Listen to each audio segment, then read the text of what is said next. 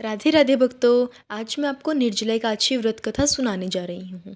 प्राचीन काल की बात है। एक बार भीम ने वेद व्यास जी से कहा कि उनकी माता और सभी भाई एकादशी व्रत रखने का सुझाव देते हैं, लेकिन उनके लिए कहाँ संभव है कि वह पूजा पाठ कर सके, व्रत में भूखा भी नहीं रह सकते।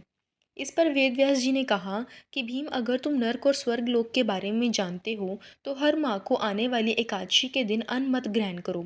तब भीम ने कहा कि पूरे वर्ष में कोई एक व्रत नहीं रहा जा सकता है क्या? हर महाव्रत करना संभव नहीं है, क्योंकि उन्हें भूख बहुत लगती है। भीम ने वेदव्यास जी से निवेदन किया, कोई ऐसा व्रत हो जो पूरे एक साल में एक ही दिन रहना हो, उससे स्वर्ग की प्राप्ति हो जाए। तब व्यास जी ने भीम के ज्येष्ठ मास के शुक्ल पक्ष की एकादशी के बारे में बताया। निर्जला एकादशी व्रत में अन्न व जल ग्रहण करने की मनाही होती है। द्वादशी को सूर्योदय के बाद स्नान करके ब्राह्मणों को दान देना चाहिए और भोजन कराना चाहिए, फिर स्वयं व्रत पारण करना चाहिए।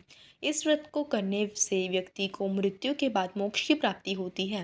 वेदव्यास जी की बातों को सुनने के बाद भीमसेन निर्जला एकादशी व्रत के लिए राजी हो गए। उन्होंने निर्जला एकादशी व्रत किया, इसलिए उसे भीमसेनी एकादशी या पांडव एकादशी कहा जाने लगा। एकादशी में कुछ नियम होते हैं जिसका पालन करना बहुत अवश्य होता है।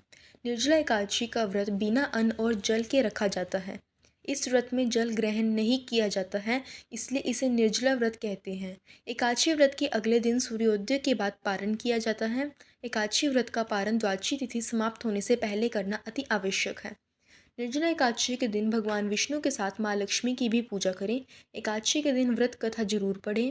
इसके अलावा निर्जला एकादशी के दिन दान करने का भी विशेष महत्व है। निर्जला एकादशी के दिन अन्न के साथ जल का भी दान करें। राहगीरों से लेकर पशु पक्षियों के लिए पानी की व्यवस्था करें। जल का दान करने से विष्णु की कृपा प्राप्त होती है। निर्जला एकादशी के दिन क्या नहीं करना चाहिए? एकादशी के दिन तुलसी को स्पर्श करना वर्जित माना गया है। इस दिन तुलसी में जल अर्पित ना करें।